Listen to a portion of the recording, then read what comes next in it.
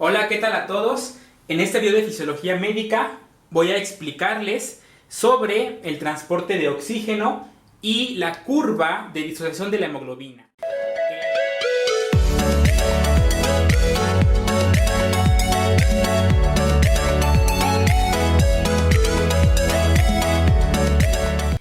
Tenemos que entender conceptos introductorios a esto muy importantes y primero saber que el oxígeno se transporta unido a la hemoglobina en un 99%. Dense cuenta que es una cantidad muy grande la cual se transporta por la hemoglobina. Por ende, la proteína hemoglobina es muy importante para esta función de transporte de los eritrocitos. Esta hemoglobina se localiza justamente en los eritrocitos y específicamente son los eritroblastos los que comienzan su síntesis. Esta hemoglobina que vemos aquí nosotros es característica de la hemoglobina tipo A o de adultos tal cual, porque tenemos más subtipos de la misma. Sin embargo, en este momento nos enfocaremos a la hemoglobina tipo A, que está caracterizada por pertenecer o estar presente en personas adultas.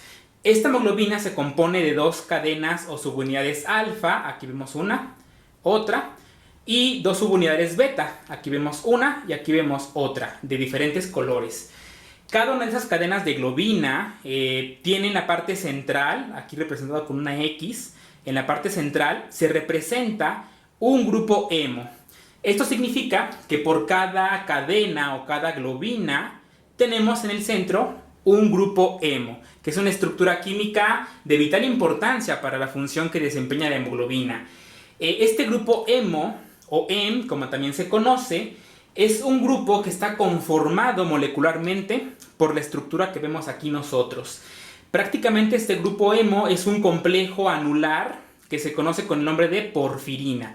Todo esto que vemos aquí, estos nitrógenos con sus anillos cíclicos, por supuesto que la molécula es más grande, únicamente puse la parte central, a esto se le conoce con el nombre de porfirina. La porfirina, a su vez, está compuesta por 1, 2, 3 y 4 anillos pirrólicos, ¿ok?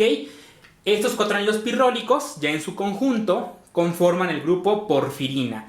En el centro encontramos justamente un átomo de fierro en estado ferroso, valencia de +2, que nuevamente es muy importante que se encuentre en este estado, ya que esto permite la adecuada unión al oxígeno y su transporte. Algo que tenemos que mencionar aquí es justamente que este complejo porfirínico, junto con el hierro en estado ferroso, junto con el oxígeno, este complejo en conjunto posee una gran cantidad de enlaces dobles conjugados. Y estos tienen la capacidad de absorber fotones. Y por ese motivo es lo que da el color rojo a la sangre tan característica. En un paciente donde tenemos una hemoglobina baja, en una anemia por ejemplo, la hemoglobina se encuentra muy baja, obviamente el transporte de oxígeno se altera y el paciente presentará palidez debido a que pues, precisamente carece obviamente de este complejo que pues como comentábamos es lo que le da la característica a la sangre de color rojo. Únicamente para complementar aquí un poco, saber que la anemia de forma digamos compensatoria, el cuerpo en ocasiones presenta taquicardia para compensar ese déficit de transporte de oxígeno. Ya cuando es un poco más grave la anemia, se puede presentar soplo sistólico, que tiene relación finalmente con, en este caso, la viscosidad de la sangre y el flujo turbulento que llega a presentar a veces. Pero únicamente se dan anemias muy, muy graves.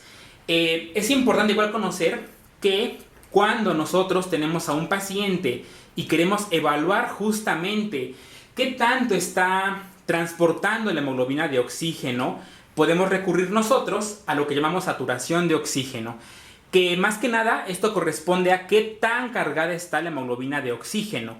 En un paciente que se encuentra adecuadamente cargada esta hemoglobina de oxígeno, se tendrá una saturación aproximadamente de 97. Sin embargo, cuando el paciente desatura, y en este caso pues el oxígeno no está ocupando todas las hemoglobinas, puede presentar otro signo que corresponde justamente a la cianosis, que es característica de desaturación justamente.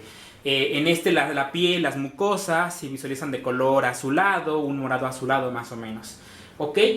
Algo que tenemos que saber es que esta hemoglobina, cuando se encuentra sola, sin unirse a ningún oxígeno, se conoce como desoxihemoglobina. Cuando se une al oxígeno, formamos esta molécula que se ve aquí, que se conoce como oxihemoglobina. Cuando lo pierde el oxígeno, regresa nuevamente a la forma desoxihemoglobina. Es importante que nosotros sepamos también que cuando la hemoglobina se encuentra sin oxígeno, decimos que corresponde a una configuración tensa. Esto significa que a nivel molecular ciertas estructuras entre aminoácidos como la histidina, como el fierro, se van a ver modificadas y a eso se le conoce como configuración tensa, a esta hemoglobina desoxigenada. Esta hemoglobina desoxigenada tiene una baja afinidad por el oxígeno. Sin embargo, la contraparte, que es la hemoglobina oxigenada, corresponde a una configuración relajada. Y precisamente una hemoglobina en configuración relajada tiene más afinidad por el oxígeno. Y tiene que ver aquí con una especie de, imaginemos un dominó, donde un dominó se cae y prácticamente las demás piezas pasa lo mismo, como un efecto de escalera, de cadenita. Lo mismo ocurre aquí. Cuando la hemoglobina se une a un oxígeno, facilita esta unión que se unan más oxígenos. Es decir, si se une un oxígeno, facilita esto que se una un segundo. Cuando se une el segundo, facilita que se una un tercer oxígeno. Y finalmente, 1 gramo de hemoglobina nos puede transportar un total de 1,39 mililitros. Prácticamente eso es lo importante en relación a esto. Únicamente mencionar que a nivel médico tenemos nosotros un dispositivo conocido como oxímetro de pulso, que finalmente consta prácticamente de 2 plaquitas, una plaquita superior, otra inferior, y en una de ellas se emite una luz infrarroja generalmente pulsátil, lo cual permite valorar cuánto se está, en este caso, absorbiendo a nivel de la molécula de hemoglobina. Esto nos permite a nosotros que mediante un programa que ya contienen integrado los oxímetros de pulso, podamos calcular en promedio cuál es la saturación de oxígeno de un paciente. Generalmente se coloca en el dedo, es como lo más clásico que podemos encontrar. Pasando ahora al transporte de oxígeno, tenemos aquí un esquema donde se representa el pulmón y aquí un tejido del cuerpo, en este caso cualquier tejido que obviamente pues va a recibir el oxígeno. A nivel pulmonar, la presión en este caso de oxígeno, específicamente del aire alveolar, esta presión de oxígeno es de 100 milímetros de mercurio. Por otra parte, en el capilar pulmonar, la saturación es aproximadamente del 97%. Uno pensará que tendrá que ser del 100%. Sin embargo, no llega al 100%, ya que recordemos que esta sangre se va a estar mezclando con sangre venosa, que justamente evita el paso por el capilar pulmonar, lo que corresponde a una derivación fisiológica o cortocircuito fisiológico. Por ese motivo nunca llega al 100%. Del otro lado encontramos que a nivel del tejido, a nivel ya específicamente venoso, la presión de oxígeno ya va a llegar a 40 milímetros de mercurio, mientras que la saturación en la sangre venosa corresponde al 75%. Algo relevante de esto es saber que cuando el oxígeno difunde y prácticamente comienza a pasar por el alveolo, pasa como tal esa membrana alveolocapilar, una vez que llega aquí se disuelve como tal, en este caso a nivel de la sangre, del plasma. Este mecanismo fisiológico se rige por una ley que corresponde a la ley de Henry. Esta ley de Henry prácticamente nos hace una relación entre una constante de solubilidad, que tiene como tal el fluido, que en este caso es la sangre, por la presión del gas que se va a, en este caso, disolver, que en este caso es el oxígeno. Eso nos dice como tal la ley de Henry. Teniendo en cuenta esta situación de transporte, una vez que el oxígeno difunde del alveolo por la membrana alveolocapilar, pasa obviamente a la sangre, se une prácticamente aquí con la hemoglobina para formar oxihemoglobina. Se transporta por todo el torrente sanguíneo para posteriormente llegar al tejido. Y en este tejido, este oxígeno se libera de la hemoglobina para que esta hemoglobina continúe su recorrido de regreso, en este caso, al pulmón para cargar más oxígeno. Este oxígeno, por supuesto, entra, se entrega al tejido y de esa manera se permite el metabolismo celular. ¿Ok? Tenemos que saber nosotros cuáles son los factores que ayudan a que este oxígeno se separe de la hemoglobina para poder llegar al tejido. Esos factores son 3 y justamente están aquí representados: pH de la sangre, temperatura y esta molécula que conocemos como 2,3 difosfoglicerato. Ok, esta molécula 2,3-difosfoglicerato también se representa como DPG, y finalmente esta molécula, en conjunto con estas otros dos factores, contribuyen a que se libere este oxígeno de la hemoglobina. Antes de pasar a estos factores y explicarlos, tenemos que saber cuáles son las condiciones ya aquí a nivel tisular, ya que estamos en la parte más lejana del pulmón. Las condiciones aquí son las siguientes. En el tejido, el pH suele ser bajo. ¿Por qué bajo? Bueno, recordemos que el tejido en sus células se produce metabolismo, y justamente en la descarboxilación oxidativa del piruvato, que se forma la acetilcoenzima A para que comience el ciclo de Krebs, ahí se desprenden moléculas de CO2. Este CO2 reacciona con agua, forma ácido carbónico y evidentemente se disocia en hidrogeniones. Por ese motivo tiene un pH ácido en este punto del tejido. Ok, un pH bajo, un pH ácido. Obviamente la presión de CO2 es mayor aquí por la producción metabólica del mismo. La presión de oxígeno aquí baja, por supuesto, porque durante el trayecto ya esta hemoglobina no va tan cargada de oxígeno, y obviamente pues aquí ya la presión es mucho menor. Y la temperatura suele ser mayor debido a que por el metabolismo pues aumenta la temperatura a nivel tisular.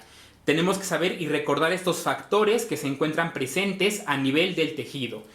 Antes de pasar a explicar estos factores, tenemos que saber que justamente tenemos nosotros una curva, es decir, una relación que habla justamente de la disociación de la hemoglobina. Justamente, obviamente se separa el oxígeno de la hemoglobina.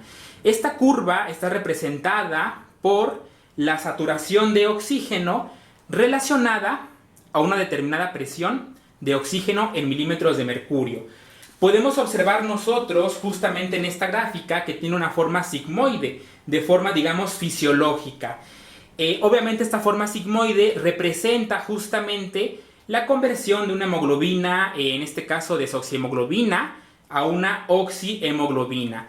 Esta gráfica de forma digamos ya interpretada, cuando la gráfica se desvía hacia la derecha, es decir, para este lado, eso representa que se requiere más presión de oxígeno para que la hemoglobina se pueda unir con una X cantidad de oxígeno. Cuando la curva se desvía a la izquierda, hacia este lado, eso representa que se requiere una presión de oxígeno menor para que la hemoglobina se pueda unir a una determinada cantidad de oxígeno. En palabras más sencillas, finalmente cuando la curva se desplaza a la derecha, eso representa que va a haber una mayor liberación de oxígeno de la hemoglobina, mayor disociación, porque la hemoglobina perdió afinidad. Por otra parte, del lado izquierdo, nos representaría que finalmente esa hemoglobina no puede como tal liberar el oxígeno, por lo tanto hay una menor liberación de oxígeno tisular, y por ende obviamente la afinidad va a ser mayor todavía de la hemoglobina. Importante conocer esta gráfica porque finalmente esta es la curva normal, una curva sigmoide. Sin embargo, pues ya sabemos lo que interpretamos cuando se desvía a la derecha, o en todo caso cuando se desvía hacia el lado izquierdo. Como dije hace un momento, tenemos tres factores que van a estar favoreciendo la liberación de oxígeno a nivel tisular: la temperatura, el pH y la formación de esta molécula o metabolito. Por parte de la temperatura, el aumento en la temperatura causa que la curva que vimos se desplace o se desvíe hacia la derecha. Es decir, que un aumento en la temperatura va a provocar que en este caso la hemoglobina y el oxígeno pierdan afinidad y favorece la liberación del oxígeno a nivel tisular. Y recordemos que esta es una de las condiciones presentes de forma fisiológica a nivel de los tejidos. Algo relevante de esta situación es que en un paciente que, por ejemplo, se encuentra en hipotermia, podemos observar aquí que al haber obviamente una temperatura disminuida, una hipotermia, la curva se desplaza a la izquierda. Significa entonces que la hemoglobina no puede liberar correctamente el oxígeno.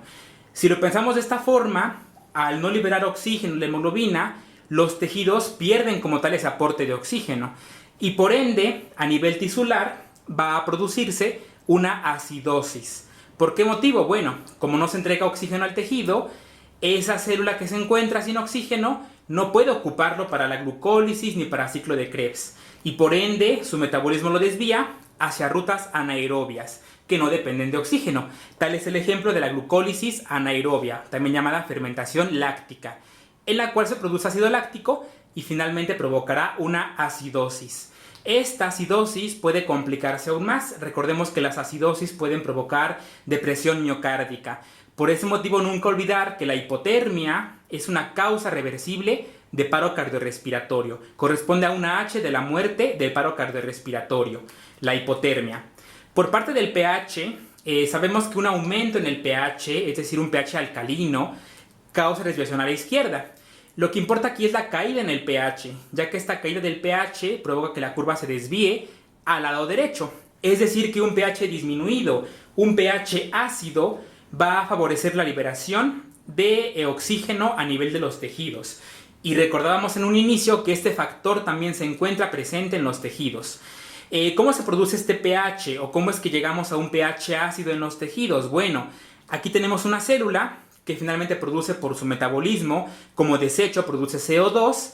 Este CO2 reacciona con una molécula de agua, forman el ácido carbónico, el cual se disocia, y en esta disociación se forma hidrogenión. Este hidrogenión, obviamente, pues le confiere una característica ácida, que finalmente este hidrogenión puede perfectamente unirse a la hemoglobina, ya que la hemoglobina, al ser una proteína, tiene la capacidad de actuar como un amortiguador extracelular, en este caso de cambios en el pH. Por ese motivo, justamente esta hemoglobina puede unir perfectamente el hidrogenión. Llega el hidrogenión, está captando a la hemoglobina cargada con oxígeno, tenemos una oxihemoglobina, y obviamente este hidrogenión desplaza al oxígeno y facilita su liberación, como podemos observar aquí. Y esta hemoglobina se queda o capta ese hidrogenión, formando hemoglobina reducida, que finalmente se puede eliminar posteriormente, ya que pertenece a un desecho celular. En este caso, en cuanto al pH, también tenemos que saber nosotros que esta caída en el pH es muy importante, porque de alguna u otra forma favorece a nivel tisular que se pueda liberar perfectamente el oxígeno. A esta liberación de oxígeno por el pH bajo se le conoce con el nombre de efecto de Bohr-pH, que es un efecto descrito justamente por un familiar de Niels Bohr, ese físico que contribuyó al átomo. Bueno, un familiar de él precisamente describió este efecto de la acidosis en la hemoglobina, la liberación de ese oxígeno provocada por la acidosis, el efecto de Bohr. Ocurre a nivel tisular. Y por último tenemos nosotros este metabolito que es el 2,3 bifosfoglicerato, y tenemos que saber nosotros que este metabolito desvía la curva a la derecha, es decir, que un aumento de este mismo provocará que aumente la liberación de oxígeno a nivel tisular. ¿De dónde proviene? Tenemos que saber de dónde viene esta molécula, cómo se formó. Sabemos que el eritrocito, en este caso, depende su metabolismo al 100% de la glucólisis. Por ese motivo realmente no llevan a cabo ciclo de Krebs o cadena respiratoria, únicamente dependen de la glucólisis. Por ese motivo existe una vía llamada vía de Shont de Rapoport-Levering, o también llamada como ciclo de Rapoport-Levering. ¿En qué consiste? Recordemos que tenemos aquí esta reacción de la glucólisis, ¿ok? En donde el 1,3 difosfoglicerato se convierte a 3-fosfoglicerato. Esto de aquí es una reacción normal de la glucólisis, lo que ocurre normalmente.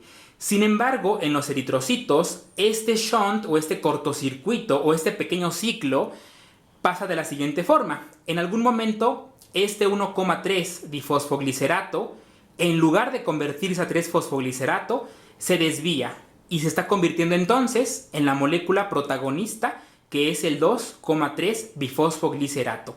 A esto se le conoce como shunt de Rapoport-Levering. Obviamente esta molécula, este metabolito que favorece la liberación de oxígeno, se va a estar uniendo entre una cavidad central que se encuentra entre las dos cadenas beta de la hemoglobina. La reacción sería más o menos así. La hemoglobina cargada de oxígeno se encuentra con el 2,3 bifosfoglicerato. Este se une a la cavidad central entre las cadenas beta, y eso favorece que la hemoglobina cambie de configuración para poder liberar el oxígeno. Vean, aquí se libera el oxígeno y la hemoglobina se queda unida con este 2,3 bifosfoglicerato.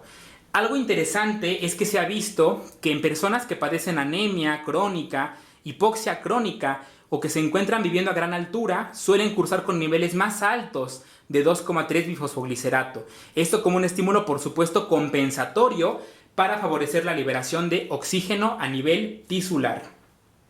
ya para concluir esta parte del transporte de oxígeno, tenemos que saber nosotros dos correlaciones clínicas muy importantes. Primeramente, saber que la hemoglobina tiene que tener al hierro en estado ferroso.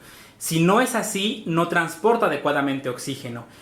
Existen condiciones en las cuales este fierro en estado ferroso, valencia +2, se puede convertir hacia hierro férrico, en este caso valencia +3.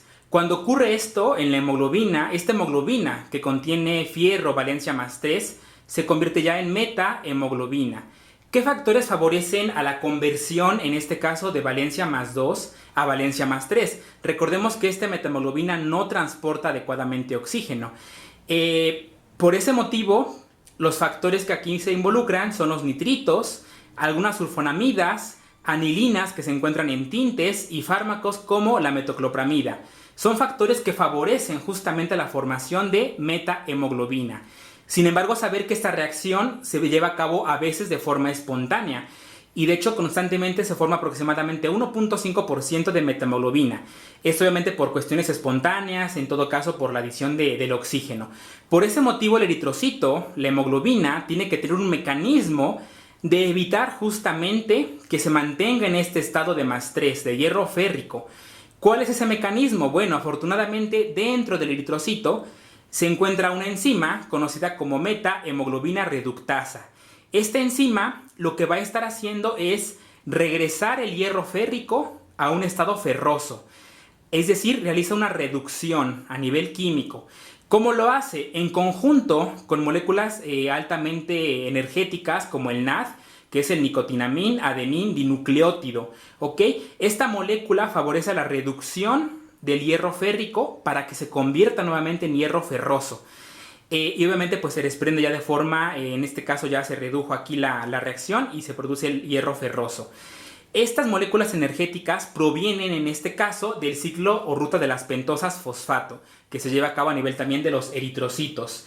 Sin embargo, cuando este mecanismo se ve sobrepasado por una intoxicación por alguna sustancia de estas, y que obviamente este sistema no llega a convertir completamente esto, ya entraremos en una condición patológica en la cual justamente la formación de metahemoglobina va a causar síntomas como fatiga, cefalea, mareos, puede causar incluso arritmias y convulsiones.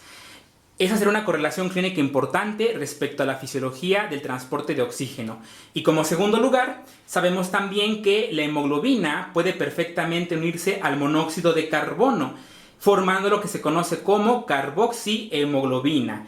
Este monóxido de carbono tiene una afinidad de unión a la hemoglobina unas 200 veces mayor que el propio oxígeno. Por lo tanto, cuando se une el monóxido de carbono a la hemoglobina, difícilmente se separan por la alta afinidad que se tienen.